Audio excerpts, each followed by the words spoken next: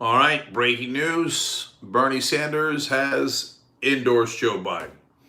To which I say, of course! So, should he have endorsed Biden? Some Sanders supporters say, no, what are you doing? You shouldn't endorse him. We don't agree with him. You don't agree with him. And what do we just do for the whole last year? Disagree with Joe Biden. So why are you endorsing him? You know why? Because he ran for president in the Democratic Party. And so he is in a position that is different than someone like you or someone like me. Okay. So you know what I owe Joe Biden? Nothing. Nothing at all. So on the other hand, Bernie and everyone in the Democratic primary said that they would back each other no matter who won. Now, did the other Democrats really mean it? No, we know that, right? They would have tried to find a way to oust Bernie Sanders if he'd actually won the most amount of votes. They were actively working on it in the middle of the primaries when they thought he was going to win. But Bernie is a person of his word, unlike the establishment. So is he going to mean it? Of course. Is he going to actually do it? Of course. And another huge criticism of Bernie Sanders throughout the mainstream media is that he did not back Hillary Clinton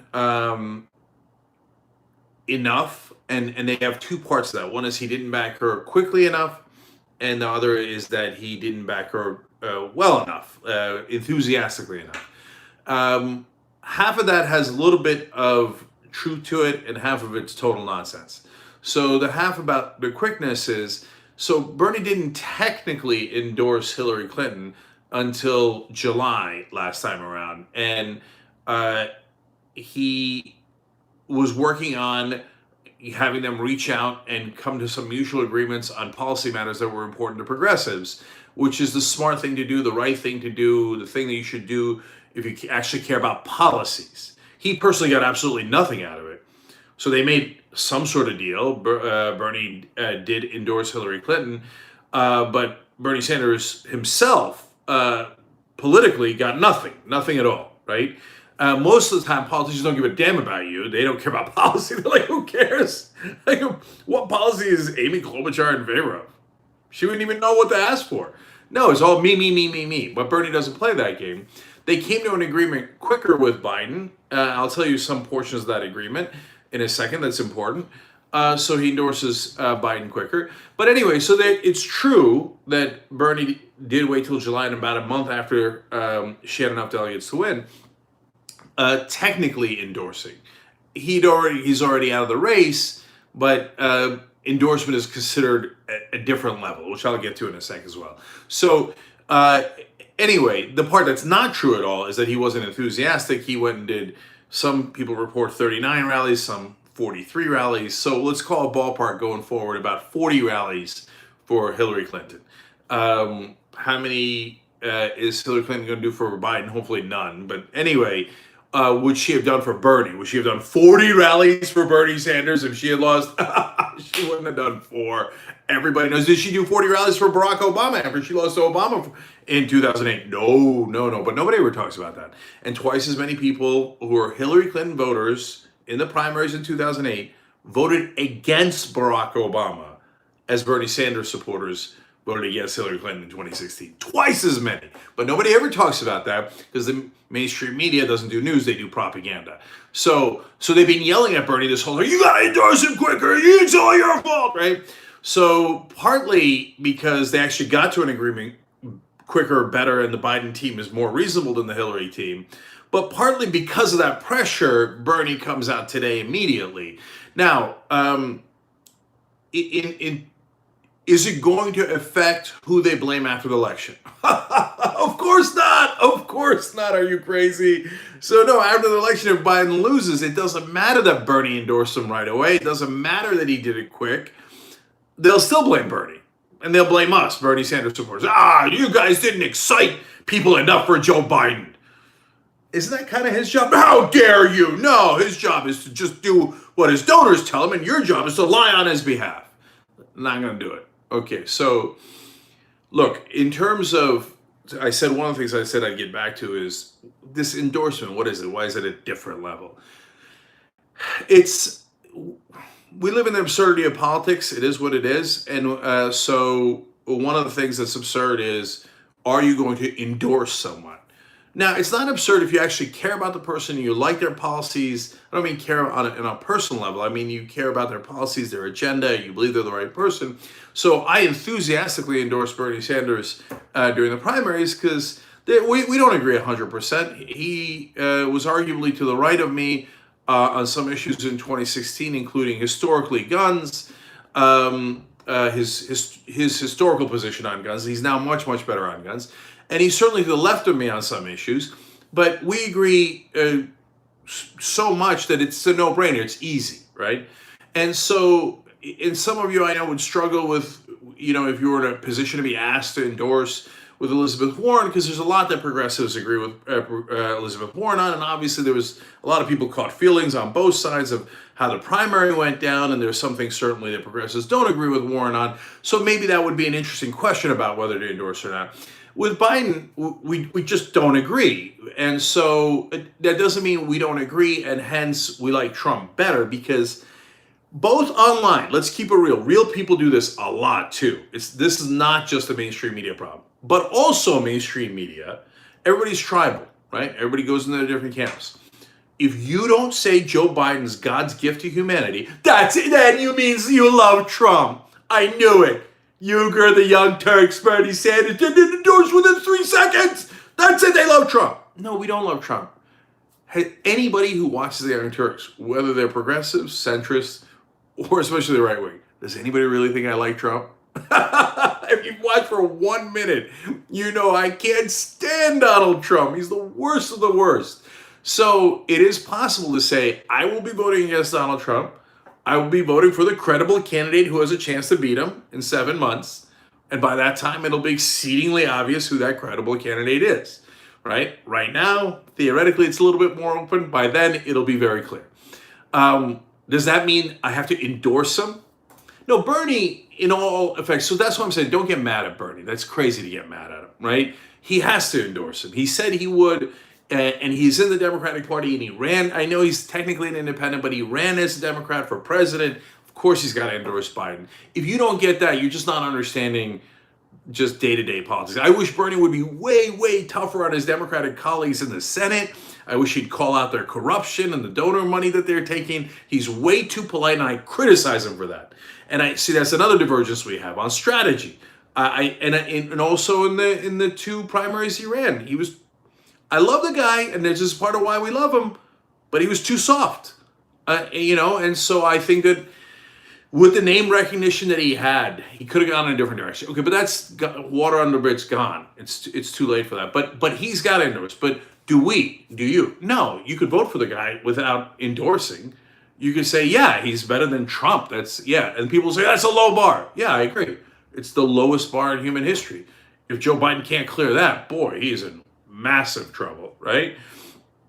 So he'll clear that bar, but pom-poms not required, okay?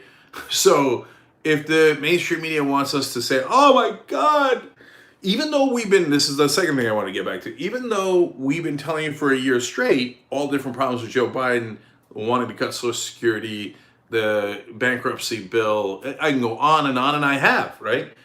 Their real expectation, both establishment Democrats and mainstream media and all of their supporters, all 3 of those actually, their real expectation is, no, now, Young Turks and everyone else that's progressive, now you pivot. Pivot's another word for lying.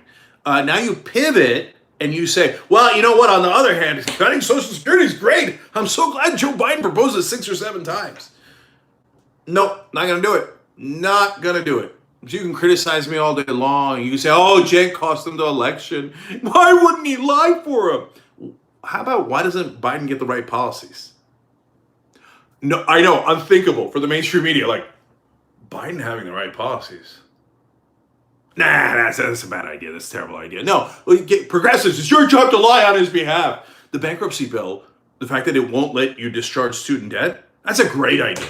They really, literally believe that we should turn around and say that. After we said for a year that it was terrible, they expect us to turn around and go, oh, no, guys, don't worry. I'm going to do a Jedi mind trick on you. Joe Biden is great. All of his past policies are great. No, we don't lie to our audience. We're not going to do it. So, what is Biden's hope for getting enthusiasm from you guys? Well, that's the most important question. And you guys aren't going to endorse or whatever. Even if I endorse today, they okay, look, last thing here. We got a whole show at 6 o'clock Eastern. You got to watch it. That's Young Turks, Anna and I live. Obviously, we'll have videos, we'll have real production, etc., as we do every day. This is just a live video I'm doing right now because it's breaking news. At 5:30, the interviews start. All of it on youtube.com/TYT. But so their expectation is that we'll turn around and do what the rest of the media does and what the rest of the politicians do, pivot during a general election, but and be excited and trick you guys into thinking that Biden's policies are great, because their expectation, their mindset is the media doesn't do news, the media isn't honest, the media does propaganda, that's their job. That's why that's their expectation of us. Okay, no. And it is possible to hold two thoughts in your mind at the same time, and they're not at all contradictory. Donald Trump sucks. He's an incompetent buffoon, monstrous racist. I could go on and on. And you should vote against them, while saying Biden's proposals are weak sauce. And I wish they were better. They're better than Trump's, but they're not nearly good enough. So sorry, we're going to do that. Okay, so what can Biden do, whether it's getting so-called progressive leaders' endorsements, or much more importantly, your enthusiasm? Mainstream media, establishment Democrats, buckle up, brace for impact, because you're not going to like this at all. He could change his policies. No, we can't do that. Our donors would never allow it. Oh, well, okay.